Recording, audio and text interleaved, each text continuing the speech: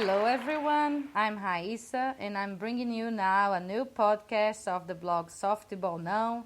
It's Saturday morning in Natal, almost afternoon, because we are a little late. I'm sorry for that. But the temperature here now is 29 degrees Celsius, and it really feels like 33 degrees Celsius. It's partly cloudy, but it's always hot, hot, hot. Here the winds are at 30 kilometers per hour. It's a good day to go to the beach, to have outside activities. And today we're going to talk about these differences that we have in Halloween in Brazil and in the United States. Of course, I don't know very much about Halloween in the USA because I've never had this experience there. I was not that lucky yet. I've been many times to the USA, but not this time. So, but I can tell you about what other people who have experienced this there told me about it, and I know it's a great party. People really prepare for this. They expect very much from this date there. So they get dressed as ghosts, witches, etc. I know that every costume is okay. It's not only these dark costumes like vampires or the devil, this kind of things. And I know that children really love this date because they go knocking on doors saying trick or treat, and that if you don't want people to trick your house, if you travel, you leave a bag with candy so everyone can go there and get their candy and they don't do some prank to your house. But here in Brazil we don't have this tradition.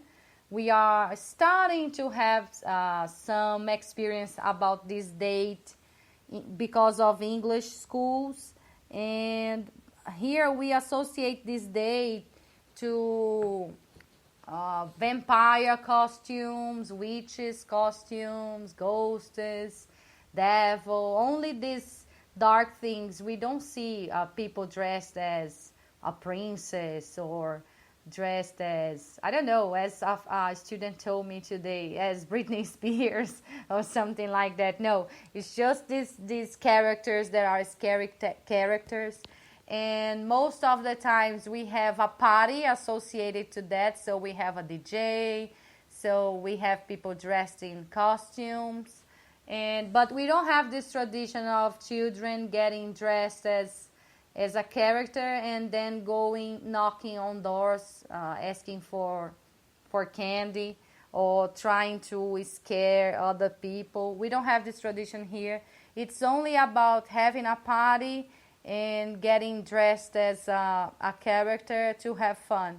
So it's not like the Halloween in the USA. We have this tradition here. And I always tell people that if we had this thing that if you don't get candy, you get a prank to the house, I always say that imagine a Brazilian owner, a homeowner, then this person travels and leaves a bag with candy at the door.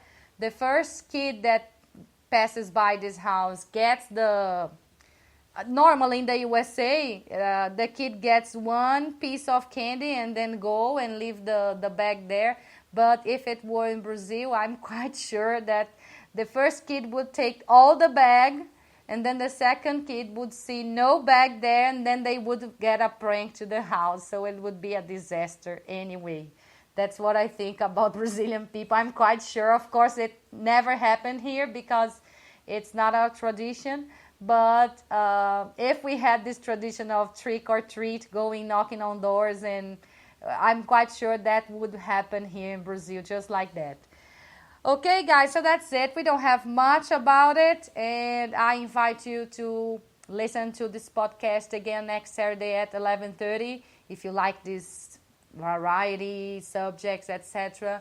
And on Friday, it's in Portuguese at 7 p.m. And on Sunday, tomorrow, then, on Sunday at 10 a.m., we will talk about soccer, especially soccer teams from Natal. Okay? That's it. Have a nice weekend. Oh, and I have to say that this weekend is special because on Tuesday. It's Janaína's birthday, so I leave here my best wishes to her in advance. All right, have a nice weekend. See you there.